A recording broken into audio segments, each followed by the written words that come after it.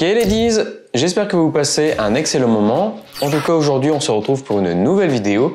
On va parler des kinés du monde. J'avais fait une première vidéo il y a 4 mois et aujourd'hui j'ai la validation justement de l'univers graphique, de son identité et de sa charte. Donc c'est ce qu'on va voir aujourd'hui. En tout cas avant de commencer, n'hésitez pas à prendre un café ou un thé, à vous poser, à vous abonner à la chaîne YouTube et on se retrouve juste après le générique. À tout de suite.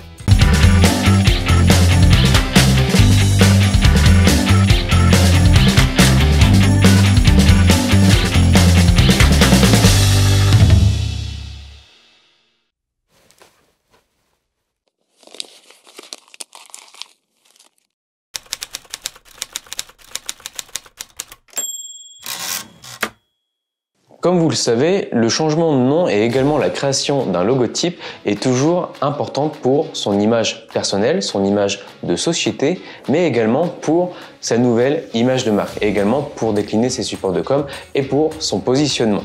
Aujourd'hui, les kinés du monde ont changé de nom pour s'appeler les rééducateurs solidaires. J'en reviendrai dessus et expliquerai pourquoi ce changement de nom une fois qu'on sera directement sur la charte graphique et sur l'utilisation du logotype et également quelques supports de com.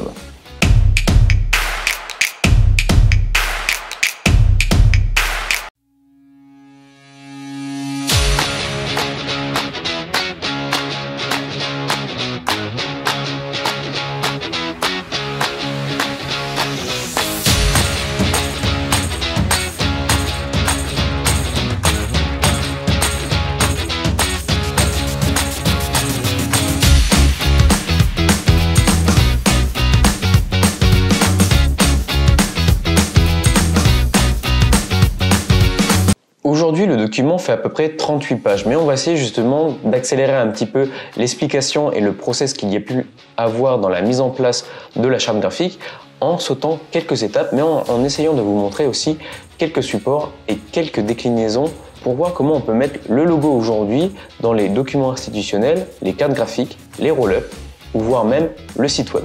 Mais le site web est toujours en pourparlers, donc je ne sais pas si je vais en reparler aujourd'hui, mais peut-être que je reviendrai plus tard, parce que pour l'instant avec mon partenaire on a fait un dossier dans lequel on a fait un wireframe, un hero header, juste pour une première vue de site, et également la première home avec les nouveaux supports et les nouveaux visuels qui accompagnent l'identité sur le web.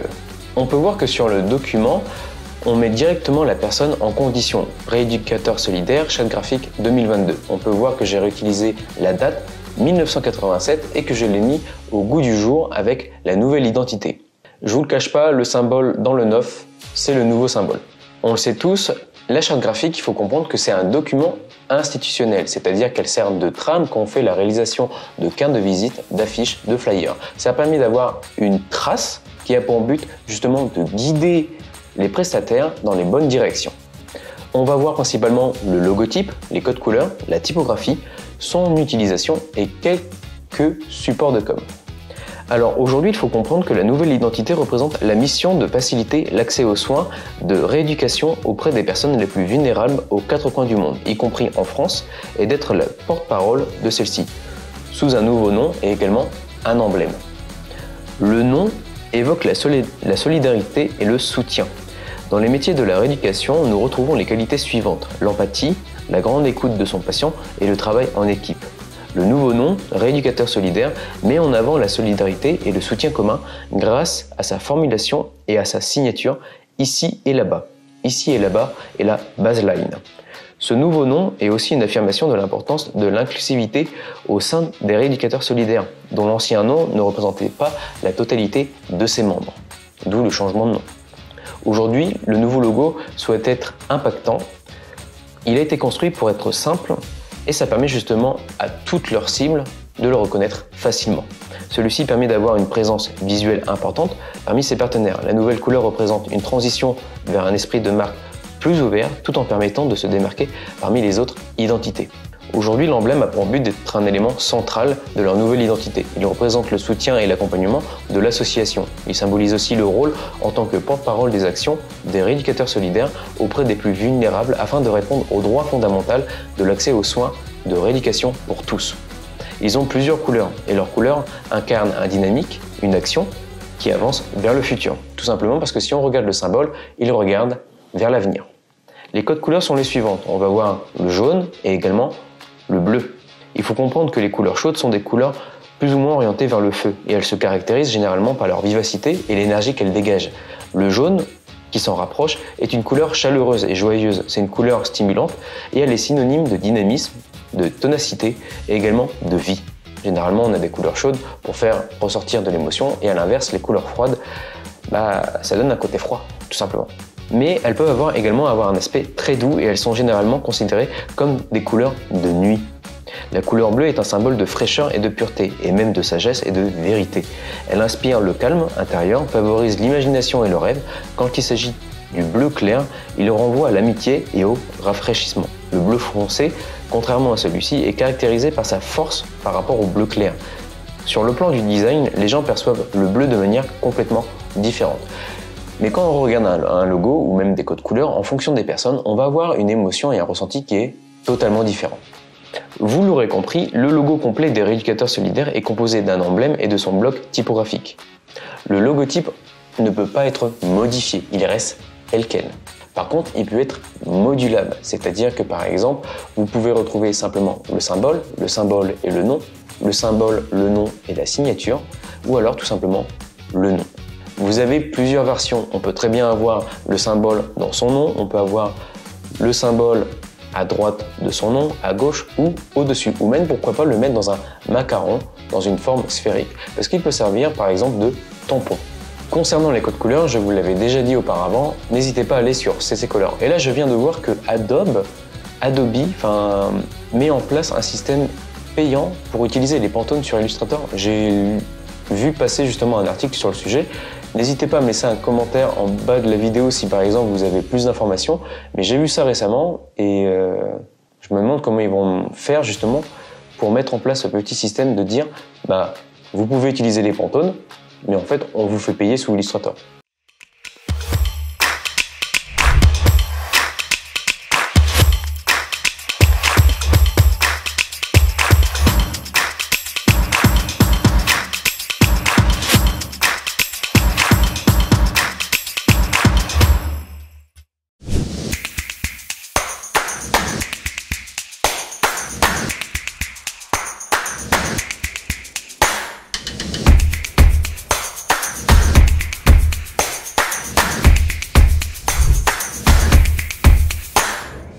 Pour revenir aux couleurs, n'hésitez pas justement à les mettre en Pantone et après à les transformer en CMJN. N'hésitez pas également à mettre les couleurs pour le web.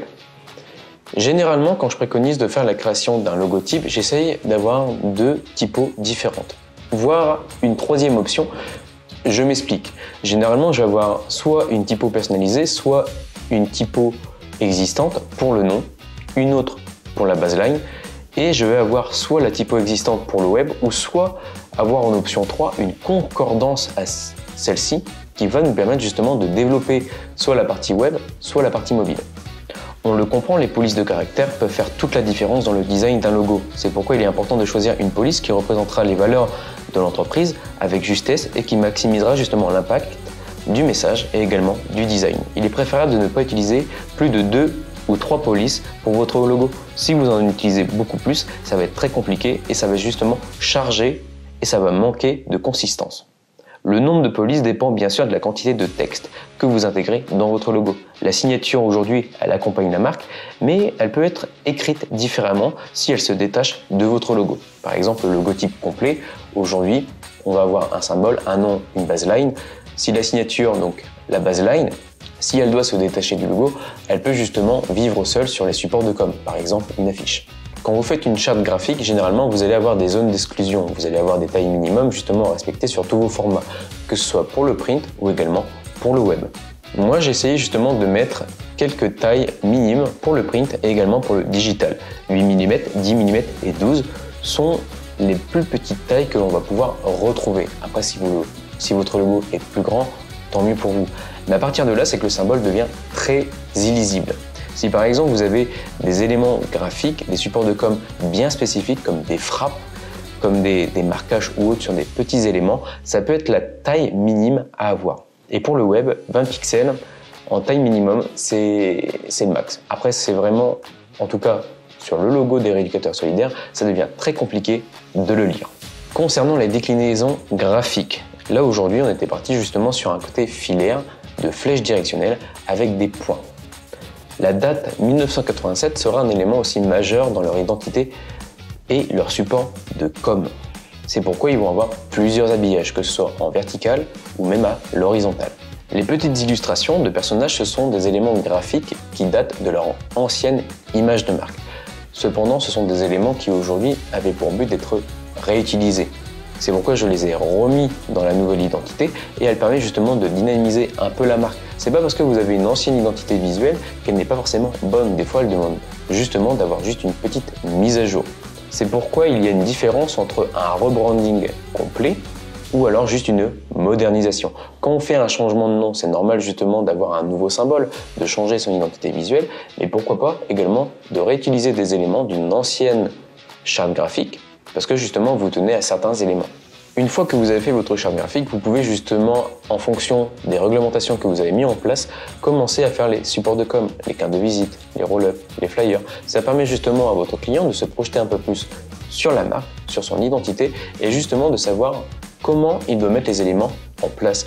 Parce qu'aujourd'hui, vous avez fait une réalisation d'une charte graphique, c'est bien, c'est beau, c'est propre, mais derrière, c'est que votre client en aura besoin et il va devoir les réutiliser. Ce document, je l'ai bien dit au départ, c'est un document institutionnel qui a pour but d'aider toute personne qui va le prendre en main, mais il a pour but également, pourquoi pas, d'être une trame où le non-respect des règles est accordé. Pourquoi je dis ça? Parce qu'aujourd'hui, vous avez fait un document qui permet à toute personne de le prendre en main. Mais derrière, si par exemple vous avez des événements un petit peu particuliers, par exemple des événements où vous avez besoin d'avoir des sponsors, la charte graphique ne va pas vous servir à part juste le fait de reprendre les codes couleurs et également toutes les informations concernant la mise en place des éléments, c'est-à-dire le logo, la baseline, les textes, ou pourquoi pas avoir une mise en forme. En fonction de vos événements et des supports de com que vous allez devoir décliner, et également sur comment vous avez décliné votre charte graphique. Moi aujourd'hui la charte elle fait 38 pages, mais en fonction de tous les éléments et tous les supports de com que vous avez mis en place, la charte graphique a pour but d'être une ligne directrice. Par exemple, j'ai mis en place quelques supports de com, comme par exemple là on peut voir de la papeterie avec le format A4. J'ai repris le 1987 que l'on a utilisé en tampon. On va avoir les cartes de visite qui sont à la verticale. Vous pouvez faire d'autres propositions, des sacs selon les événements, des enveloppes selon les documents qu'ils vont devoir envoyer. Pourquoi pas des autocollants? Parce que là, par exemple, ils avaient un salon dernièrement qu'ils ont pu faire. Et généralement, les clients ne savent pas trop comment vendre auprès de leurs clients. Et ils partent principalement sur des goodies, soit des stylos, soit des marquages, soit des sacs. Et là, ça peut être intéressant justement d'avoir des autocollants pour faire la transition entre l'ancienne identité et la nouvelle identité. Vous pouvez également avoir des badges, des cartes selon les événements que vous allez faire, les roll-up qui sont un élément visuel quand vous avez un stand ou même quand vous devez avoir des personnes dans votre entreprise, les affiches, toujours en gardant le côté filaire, tracé, flèche, directionnel, soutien et tout en reprenant également les illustrations de l'ancienne image de marque. Donc voilà ladies, j'espère que vous avez apprécié la vidéo. Comme vous l'aurez compris, une charte graphique est un document institutionnel qui a pour but d'être une trame pour toute personne qui va prendre en charge le document. Ça permet à la personne d'avoir les codes couleurs, la typographie et de savoir comment positionner tous ces éléments dans des supports de com. Mais attention, selon les événements, bien évidemment, vous n'allez pas forcément utiliser toute la charte graphique. Et tout dépend de l'ampleur de votre charte graphique. Il y a des entreprises qui payent justement des sociétés pour que tout soit respecté. Par exemple, si on regarde la charte graphique de Orange, chaque magasin n'aura pas justement la main libre sur tous les supports de com. Il y aura bien une trame bien établie et là, il y aura justement un gros travail derrière sur toute l'élaboration de la charte. En tout cas, vous l'aurez compris, tout ce que vous entreprenez dans votre vie privée ou professionnelle, faites-le avec le sourire et amusez-vous. La créativité, c'est l'intelligence qui s'amuse. Alors surtout, amusez-vous. Ciao!